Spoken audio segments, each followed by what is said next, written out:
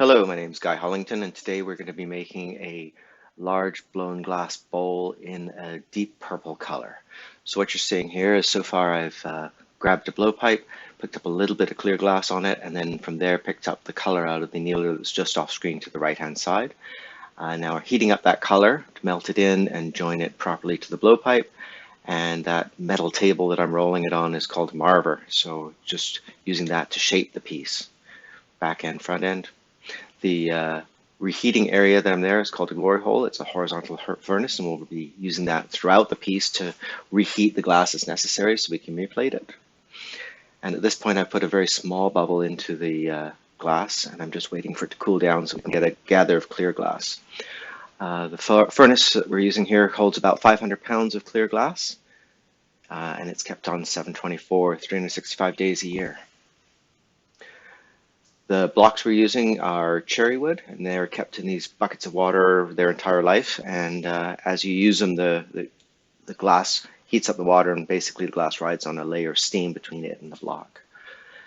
So now we've got some clear glass over our color. I'm putting a little bit more air in here just to expand the color into the clear glass a little bit, and we'll wait for it to cool down. You can start to see the color change fairly rapidly in this time lapse. And once we've got it cooled down, we'll get a second gather on top of that to expand the volume of glass that we've got to work with. You see we've got the block pre-positioned for when we come out of the furnace. Another gather, and you'll notice I disappear off screen briefly. We're just cooling down the pipe there, running some water over it to make sure I can get my hands close to the front of it without getting burnt. Again, with the blocking, shaping the glass. You want to, between each gather, you have to shape the glass up and then let it cool down enough so you've got a stable platform so that the next set of glass can ride on it. Now you can see I'm working with the newspaper to get the shape that I want out of here. This is just regular newspaper folded up and soaked in water. And as we use it, you can see it scorches, and we continue to spray those down so that it doesn't burn away. And so we get, again, that nice layer of steam that the glass can ride on.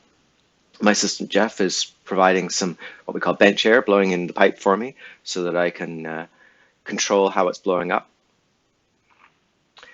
Cooling down once again, and we're going to go for our final gather of glass, and we'll get the large block out, the 14 block, which will help us shape this final gather. You can see that as I'm waiting to go into the furnace there, you keep the glass moving at all times.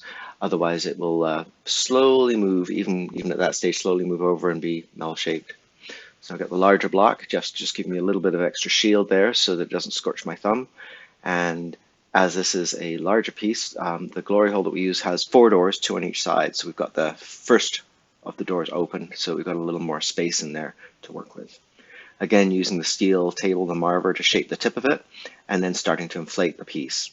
You also see I'm working with those metal tool there, they're called jacks, and they're 2 blades that allow us to put a dividing line, in this case, between the glass that's going to become the bowl and the break-off area, which will be the top of the bowl. So right now, to the right is the bottom of the bowl, and where the glass attaches to the pipe is going to be the top of the bowl. So we'll do a transfer in a couple of minutes. But right now, we're just blowing it a little bit larger. See, Jeff's opened the second of the doors, so we've now got the two smaller doors open. Put a little more air into this and get it just a little larger, and then I'm controlling it with the paper for 2 reasons. One, we want the bowl to blow wide and not long, and also we want to cool the bottom area so it tends to blow out more at the sides than at the bottom. Now we're starting to put the bottom on. You see I'm using that wooden paddle there, and that'll help us to flatten the bottom and make sure as we turn it that we've got a nice flat area so that when the bowl is finished it will sit flush on the table. So Jeff's off to make me a punty, so we'll do the transfer here. He's putting a little bit of glass on a steel rod. We're going to attach that to the bottom of the bowl that I've just finished blowing here. Make sure we get it right in the center. Give a little blow to stiffen it up, and then a couple of drops of water on the other side where I would be putting the jack line in, and it breaks off cleanly. And Jeff's got it at the hole there, and he'll just babysit that for a little bit until I can get another sleeve on. With these bowls, as you open them up, there's an awful lot of heat that gets transmitted into your arm and hand. So at this point, an extra sleeve and a glove makes it much more comfortable to work with. We're now going to inflate it on the other end using a tool called a Sophia. So this is it gives us the ability to blow air into the front of the vessel and puff up the shoulders a little bit more. One more time with the Sophietta. And now Jeff's get my parchofis ready. These are graphite tipped, circular, so that when you push into the glass, they don't leave as much of the scratch marks on it and allow us to shape the bowl and then slowly open up that lip as we go. And then Jeff's also aiding me with these two paddles to keep those the tops and the bottoms parallel with each other.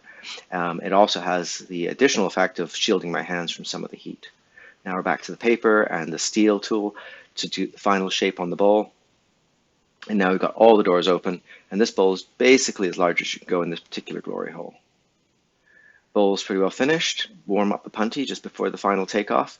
And right in front of us here is a table, so we'll put a couple of drops of water on the punty, bring it over, knock it off, and then with some Kevlar gloves, we'll put it away in the annealer. And here's a look at the final product.